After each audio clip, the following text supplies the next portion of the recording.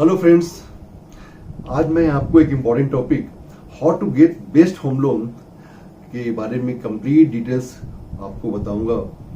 जब ये कोविड आया था 2020 में, तब काफ़ी लोगों ने प्लानिंग किया था और सारे प्लानिंग को कोविड ने होल्ड कर दिया। आफ्टर 2 इयर्स नाउ लोग अब मार्केट में निकल रहे हैं और प्रॉपर्टी सर्च कर रहे हैं।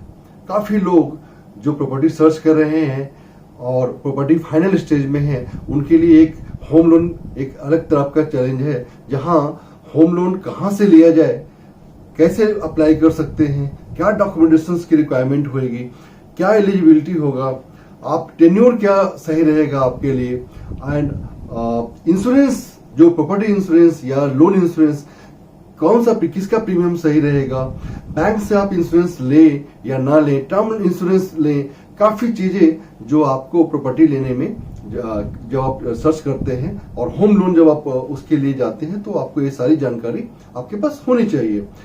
एक चीज और, जब आप प्रॉपर्टी सर्च करते हैं तो प्रॉपर्टी का लीगल एस्पेक्ट मीन्स प्रॉपर्टी में क्या डॉक्यूमेंट्स आपको देखने चाहिए, प्रॉपर्टी का लीगल एस्पेक्ट क्लियर होना चाहिए। और जब आपका होम लोन कंप्लीट हो जाता है तो आपको क्या सावधानी रखनी है सो दैट आपकी ईएमआई टाइम पे जाए, एंड अदर क्या डॉक्यूमेंट्स आपको अपने लिए चाहिए सो दैट कि आपको फ्यूचर में कभी प्रॉब्लम ना हो। इन सारे एस्पेक्ट्स को मैं इस वीडियो में शेयर करूंगा। आप इस वीडियो को लास्ट तक देखें। एंड फ्रेंड्स, अगर अभी तक आपने हमारे इस चैनल को सब्सक्राइब नहीं किया है, please subscribe and notification button को भी ऑन रखिए सो दैट हम लेटेस्ट वीडियो की नोटिफिकेशंस आपको सबसे पहले मिले। फ्रेंड्स, अगर आपने घर फाइनल कर लिया है या फाइनल करने की सोच रहे हैं, तो आप और आपको होम लोन लेना है, तो आपको अपनी एलिजिबिलिटी पता करनी है। एलिजिबिलिटी कैसे पता करेंगे, बिकॉज हर बैंक के और एनबीएफसी के पैरामीटर डिफरेंस हैं। जो 3 एस्पेक्ट्स हैं जो जिसके बेस पे आपकी एलिजिबिलिटी आपकी डिपेंड करती है। Number 1 is income and the second is tenure and the third one is property की वैल्यूएशंस। इन 3 पे ही आपका होम लोन कितना अमाउंट तक आप एलिजिबल है या कितना अमाउंट तक बैंक आपको फाइनेंस कर सकता है, इस पे डिपेंड करता है। अगर हम स्टेट बैंक ऑफ इंडिया की बात करें तो स्टेट बैंक ऑफ इंडिया का मिनिमम एज 18 है और मैक्सिमम 75 है। 75 age State Bank of India उस केस में जाता है जब कोई गवर्नमेंट एम्प्लॉय, स्टेट गवर्नमेंट या सेंट्रल गवर्नमेंट एम्प्लॉय एंड जिनकी पेंशन आ रही हो वो एंड जो वर्किंग में है, उनके लिए स्टेट बैंक 75 इयर्स तक लोन देता है, और अदर्स 60 to 70 इयर्स तक वो state Bank of India loan fund करता है। अदर बैंक की बात करते हैं like HDFC, bank of Baroda, तो इनका 18 to 60 इयर्स का इनका एज का टेन्योर है। सेकेंड, आप इनकम का जो ब्रैकेट है, अगर आपकी सैलरी की इनकम है या बिजनेस इनकम है 3 लाख तक, बहुत सारे बैंक्स अगर आपकी इनकम 3 लाख है तो आपको 35 to 40% तक का ईएमआई आपकी एलिजिबिलिटी के लिए निकालते हैं। अगर सेम आपकी इनकम 5 लाख तक है तो आप 40 to 50% तक आपकी इनकम को वो एलिजिबिलिटी के लिए मानते हैं। अगर आप 5 to 8 के ब्रैकेट में या 5 to 10 के ब्रैकेट में है तो 60% तक आप ईएमआई देने के लिए आप एलिजिबल हैं। और अगर आप 10 लाख या 12 लाख से एबव है तो 70 to 75% तक बहुत सारे बैंक्स आपको लोन दे सकते हैं। इसी तरह आपका सिविल से आजकल मैक्सिमम बैंक्स आपको सिविल की स्कोरिंग के बेस पे भी आपकी ईएमआई डिपेंड करती है। अगर आपकी सिविल की स्कोरिंग 750 या एबव है तो बहुत सारे बैंक्स 5 to 10% तक ईएमआई ज्यादा देते हैं। और लास्ट एस्पेक्ट जो प्रॉपर्टी की वैल्यूएशंस है, अगर प्रॉपर्टी की वैल्यूएशंस सपोज आपने एग्रीमेंट किया है 50 लाख का और प्रॉपर्टी की वैल्यूएशंस 40 लाख आ गई, तो उस केस में आपको होम लोन कम मिलेगा। तो आपकी प्रॉपर्टी की वैल्यूएशंस भी बहुत इंपॉर्टेंट एस्पेक्ट्स है। प्रॉपर्टी की वैल्यूएशंस, आप मार्केट वैल्यूएशंस ये आप जरूर चेक कर लें before finalisation of any property. और अगर आपकी प्रॉपर्टी वैल्यूएशंस किसी भी तरह से बैंक के पास कम पहुंचती है तो उस केस में आपको होम लोन कम मिल सकता है। तो आप इस एस्पेक्ट को भी जरूर देखें। जब आपने प्रॉपर्टी फाइनल कर लिया एंड अब आप होम लोन लेने की सोच रहे हैं, तो उस समय आपका होम लोन का प्रोसेस क्या होगा, प्रोसेसिंग चार्ज क्या लगेगा आप जब लोन लेने के लिए जाते हैं। इन दोनों एस्पेक्ट्स में जो फर्स्ट एस्पेक्ट है कि आपका प्रोसेस क्या होगा। बैंक आपसे बहुत सारी डॉक्यूमेंट्स की डिमांड करते हैं, लाइक केवाईसी नॉर्म्स, आपको इनकम के डॉक्यूमेंट्स मांगेगा, कोई अगर प्रायर में लोन चल रहा है उसके डॉक्यूमेंट्स लेगा, और आपको प्रॉपर्टी के पेपर्स मांगेगा।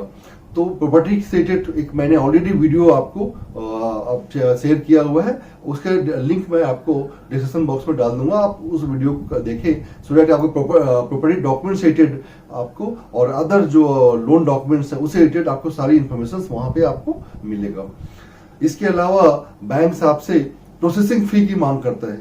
प्रोसेसिंग फी हर बैंक का डिफरेंट होता है।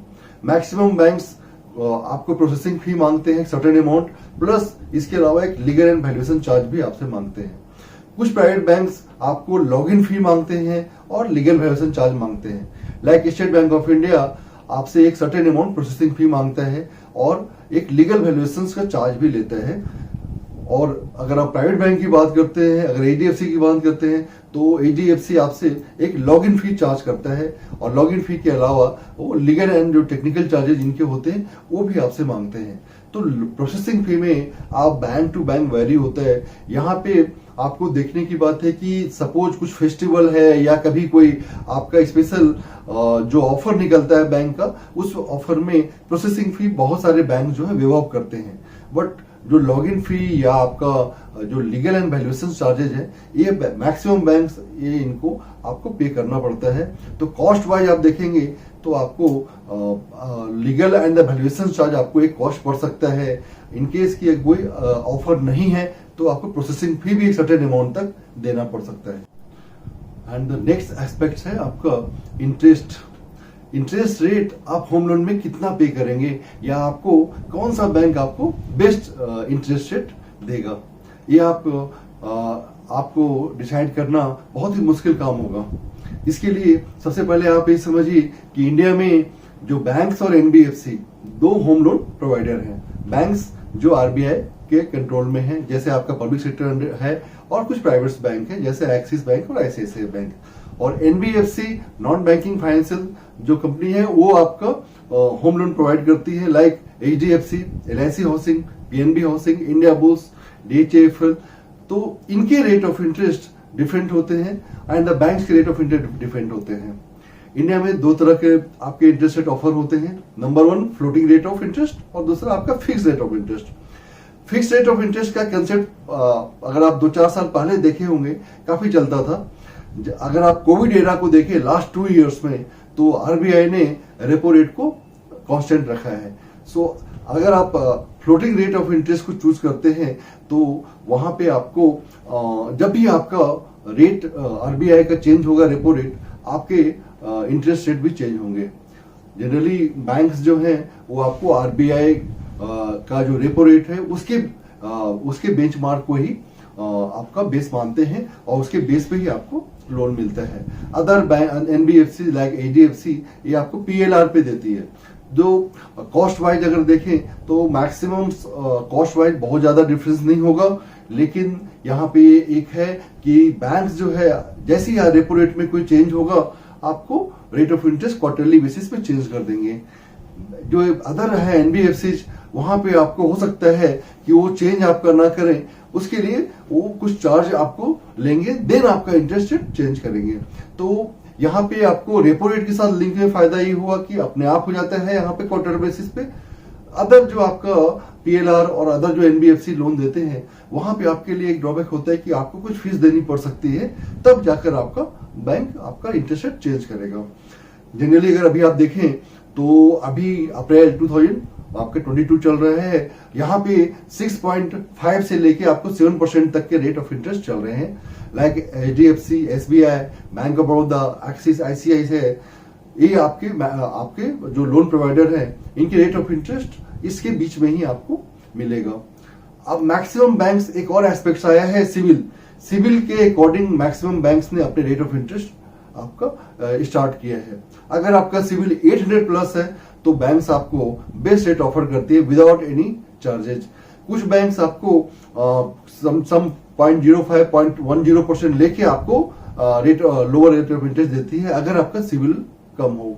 एसबीआई आपका फर्स्ट टाइम आपका सिविल के बेस पे, प्योरली सिविल के बेस पे आपका रेट ऑफ इंटरेस्ट दे रहा है, जहां पे आपको एक ब्रैकेट है जहां 700, 750, 775, 800 तीनों ने एक ब्रैकेट लाया है, उसके अकॉर्डिंग आपको रेट ऑफ इंटरेस्ट दे रहे हैं। इसके अलावा स्टार्टिंग में मैंने आपको बताया कि फ्लोटिंग रेट और फिक्स रेट, इन दोनों में आपको कौन सा चूज करना चाहिए।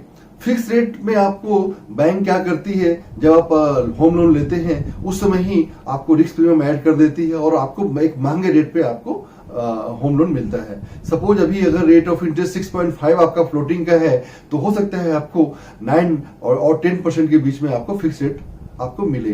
तो आप अगर देखेंगे तो 2 से आपको 2.5% तक का आपको रेट ऑफ इंटरेस्ट ज्यादा देना पड़ता है। वो इसलिए बिकॉज बैंक अपना रिस्क प्रीमियम उस पर ऐड कर लेता है। फ्लोटिंग में अगर आप देखें तो लास्ट अगर अब मैं 2 साल में देखता हूं, 2 साल में आरबीआई ने रेपो रेट को चेंज नहीं किया है और आपका रेपो रेट कांस्टेंट है, जिससे मैक्सिमम जो आपके होम लोन जिन्होंने लिया हुआ है उनका रेट ऑफ इंटरेस्ट में कोई चेंजिंग नहीं हुआ और उन्होंने एक फिक्स रेट की तरह ही 2 साल का एंजॉय किया है। So floating rate is better than fix rate, because floating rate आपका अगर 2.5% की बात करें, फिक्स रेट और फ्लोटिंग रेट में डिफरेंस अगर होता है तो वहां तक पहुंचते पहुंचते आप काफी सारा इंटरेस्ट फिक्स रेट में दे चुके होंगे बैंक को। तो मेरा एक सजेशन है कि आप फ्लोटिंग रेट चूज करें, और जब आपका एक स्टेज के बाद अगर काफी ज्यादा इंटरेस्ट रेट बढ़ना शुरू हो जाता है तब उसमें आप फिक्स रेट की सोच सकते हैं। फ्रेंड्स, एक इंपॉर्टेंट एस्पेक्ट्स आपको जाननी चाहिए, और पब्लिक सेक्टर जो बैंक्स हैं आपको डेली रिड्यूसिंग रेट पे आपको होम लोन इंटरेस्ट चार्ज करते हैं, और जो प्राइवेट बैंक्स हैं वो आपको मंथली रिड्यूसिंग पे इंटरेस्ट चार्ज करता है। तो अगर आप दोनों को कंपेयर करते हैं तो यहाँ पे आपको ईएमआई में डिफरेंसेस होंगे। ये काम कैसे करता है, अगर सपोज आपने ईएमआई आप बैंक को पे करते हैं, तो सपोज आपने 10th का डिसाइड किया हुआ है कि 10th को आपकी ईएमआई लग जाएगी। सपोज आपने 50 लाख का लोन लिया है और 50,000 की ईएमआई है। 50,000 में 25,000 प्रिंसिपल है, 25,000 इंटरेस्ट है। तो 10th को जब आपकी ईएमआई लगेगी उस दिन आपका बैलेंस 9,75,000 हो जाना चाहिए, बिकॉज 25,000 आपका प्रिंसिपल उसमें माइनस हो गया। एंड जो पब्लिक सेक्टर बैंक है वो 10 तारीख से ही आपका रेट ऑफ इंटरेस्ट 9,75% पे चार्ज करते हैं। जो अदर बैंक्स हैं, जो प्राइवेट सेक्टर बैंक्स हैं, एनबीएफसी हैं, वो आपका जो बैलेंस है 10 लाख वो आपको कंटिन्यू 30th तक, जो मंथ के एंड डेट तक आपको चलाते हैं, एंड नेक्स्ट 1 तारीख को आपको रेट ऑफ इंटरेस्ट आपको नया रिड्यूसिंग पे आपको चार्ज करते हैं। तो यहाँ पे आपको देखेंगे कि पूरे लोन टेन्योर में अगर आप कैलकुलेट करते हैं तो एक अच्छा खासा अमाउंट आपको डिफरेंस आपको समझ में आ पाता है। यहाँ पे how to apply home loan in banks और एनबीएफसी। अगर आप कोविड के पहले देखते थे तो वहां पे आपको बैंक से एनबीएफसी को सारे फिजिकल डॉक्यूमेंट्स आपको सबमिट करना पड़ता था। अभी भी बहुत सारे बैंक्स आपको ऑफलाइन मोड पे ही चल रहे हैं, बट बहुत सारे बैंक्स ने ऑनलाइन स्टार्ट कर दिया है, लाइक एचडीएफसी, पीएनबी हाउसिंग्स, ये सारे आपको ऑनलाइन मोड पे चले गए हैं। और बट एचडीएफसी अभी भी ऑफलाइन ऑनलाइन दोनों मोड पे चल रहे हैं। एसबीआई स्टिल अभी तक आपको डॉक्यूमेंट्स मांगता है। तो अगर आपने ऑफलाइन अगर आपने डॉक्यूमेंट सबमिट करना है तो सारे डॉक्यूमेंट्स आपको फिजिकली सबमिट करने होते हैं, एंड अगर आप ऑनलाइन सबमिट करते हैं तो सारे डॉक्यूमेंट्स की आपकी सॉफ्ट कॉपी ऑनलाइन मोड पे होती है एंड फाइल आपकी लॉगिन हो जाती है। ऑफलाइन ऑनलाइन में डिफरेंसेस ये है कि आप अगर ऑनलाइन सबमिट करते हैं एप्लीकेशंस तो आपकी प्रोसेस जो है वो 2 से 3 दिन वो फास्ट हो जाती है ऑफलाइन के रिस्पेक्ट में। तो मेरा ये सलाह है कि अगर बैंक जब आप चूज कर रहे हैं तो आप जरूर देखें कि कहाँ अगर आपको जल्दी लोन चाहिए तो आप ऑनलाइन मोड को चूज कर सकते हैं। फ्रेंड्स, जब आप प्रॉपर्टी फाइनल कर लेते हैं और उसकी लीगल एस्पेक्ट्स क्या होने चाहिए, क्या क्या डॉक्यूमेंट्स आपको देखने चाहिए, ये आपको समझना बहुत ही जरूरी है। जनरली इंडिया में 3 ऑप्शंस होते हैं। नंबर 1, या तो आप रीसेल में घर खरीदने जाते हैं। नंबर 2, अगर आपने कोई अंडर कंस्ट्रक्शन प्रॉपर्टी परचेज किया हुआ है या करने की सोच रहे हैं। अंदर तीसरा, अगर कोई लैंड खरीद रहे हैं और लैंड खरीद कर आप मकान बनाने की सोच रहे हैं, या ऑलरेडी लैंड प्लस आपका मकान बना हुआ है। तो उस केस में आपको क्या देखने चाहिए। अगर आप रीसेल की प्रॉपर्टी खरीद रहे हैं फ्रेंड्स, वहां पे आपको उस प्रॉपर्टी की चेन, एटलीस्ट मैक्सिमम बैंक्स और एनबीएफसी जो इंडिया में है वो 15 से 30 साल तक का आपका चेन देखते हैं। चेन मीन्स प्रॉपर्टी के सारे जो पेपर्स हैं, जब ये मकान बना था और टिल डेट उसके सारे ओरिजिनल पेपर्स आपके सेलर के पास होने चाहिए। अगर कोई पेपर मिसिंग है तो फिर एक प्रॉब्लम्स होता है। बहुत सारे बैंक्स जो है वो एक पेपर मिसिंग में तो देते हैं, बट अगर मल्टीपल आपके पेपर मिसिंग होते हैं तो वहां पे वो लोन प्रोवाइड नहीं करते।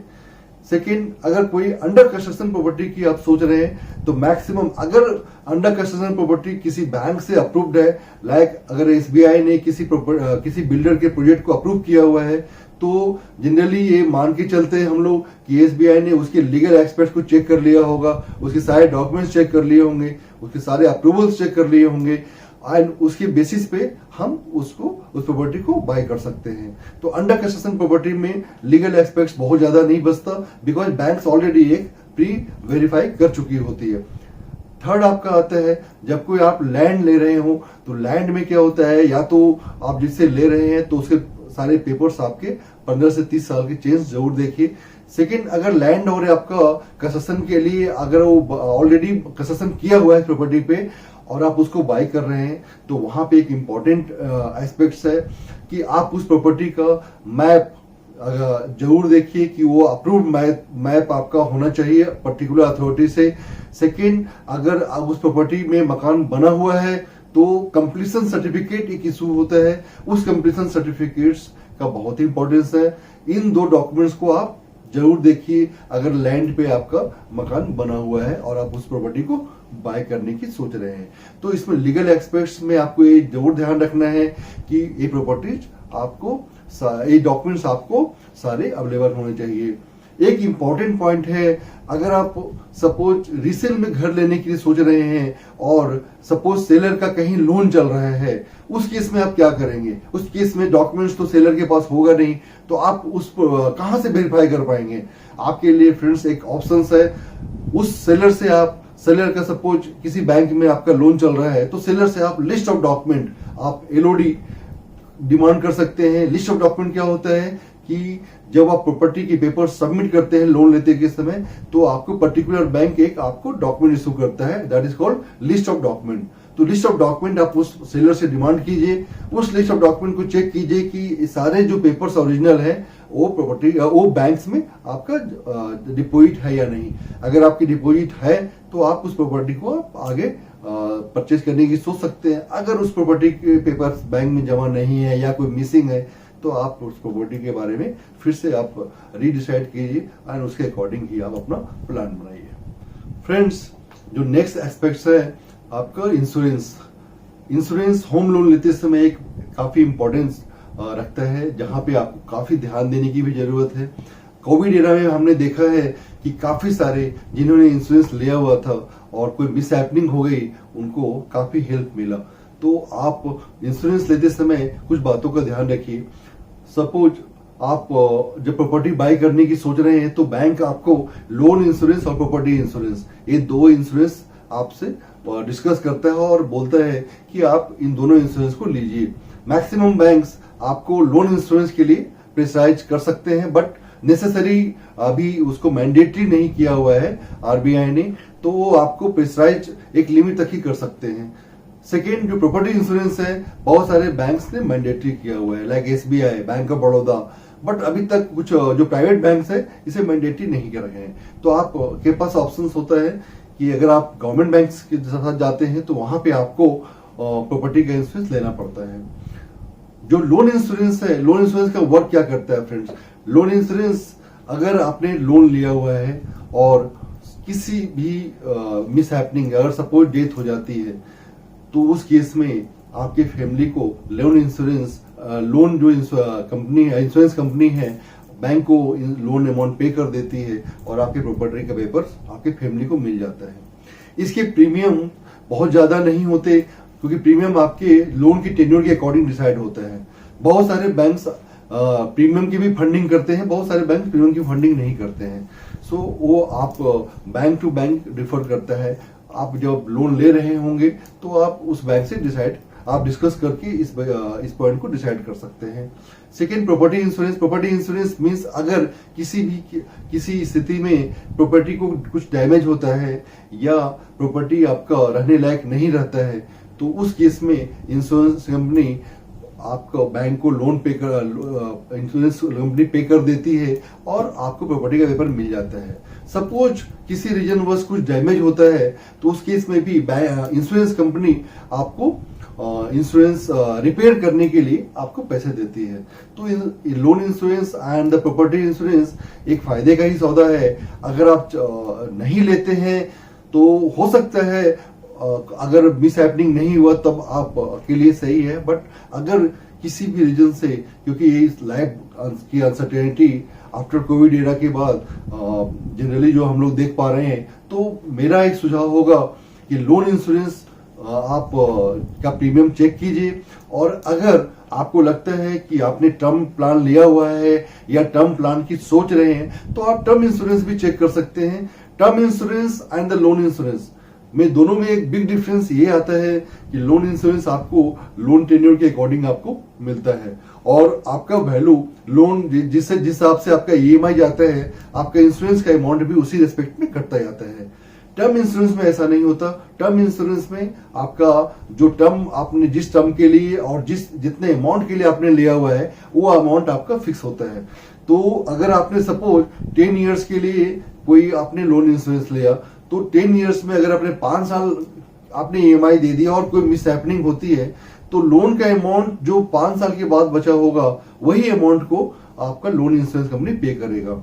अगर आपने टर्म प्लान लिया होता है तो टर्म प्लान आपको जो एक्चुअल अमाउंट जितना आपने इंश्योरेंस किया हुआ है उस पर मिलता है। तो इन दोनों में एक मेजर ये आपका बिग डिफरेंस है। इस और इन डिफरेंस को आप देख के दोनों में डिसाइड कर सकते हैं कि आपको लोन इंश्योरेंस लेना चाहिए या टर्म इंश्योरेंस लेना चाहिए। फ्रेंड्स, आपने होम लोन ले लिया एंड होम लोन लेने के बाद जब आपका फाइनेंशियल एंड होता है एंड जब आप रिटर्न फाइल करते हैं उस समय आप जितना ईएमआई पे करते हैं, EMI means principal and interest, तो प्रिंसिपल पार्ट और इंटरेस्ट पार्ट इन दोनों का डिडक्शन आप क्लेम कर सकते हैं। प्रिंसिपल पार्ट आप एटीसी में आप डिडक्शन क्लेम कर सकते हैं, आप अपने इनकम से उसको लेस कर सकते हैं एंड द जो इंटरेस्ट पार्ट आपने पे किया है आप उसको इनकम फ्रॉम हाउस प्रॉपर्टी में आप क्लेम कर सकते हैं। तो आप इन जो आप ईएमआई पे करते हैं आप इन दोनों का बेनिफिट उठा सकते हैं और टैक्स कैलकुलेशन में आपको एक काफी फायदे का सौदा होगा। इसके अलावा अगर आपने कोई अंडर कंस्ट्रक्शन प्रॉपर्टी में लिया हुआ है उस केस में क्या होगा, अंडर कंस्ट्रक्शन प्रॉपर्टी में आप क्लेम आप जब तक प्रॉपर्टी फाइनल नहीं हो जाती मीन्स आपको ऑक्यूपेंसी नहीं मिल जाता उस केस तक आप बेनिफिट नहीं ले सकते हैं। बट ये जो सारा एक्यूमुलेट होता है उस एक्यूमुलेट करके आप उसको नेक्स्ट आप आगे डिडक्शन को क्लेम कर सकते हैं।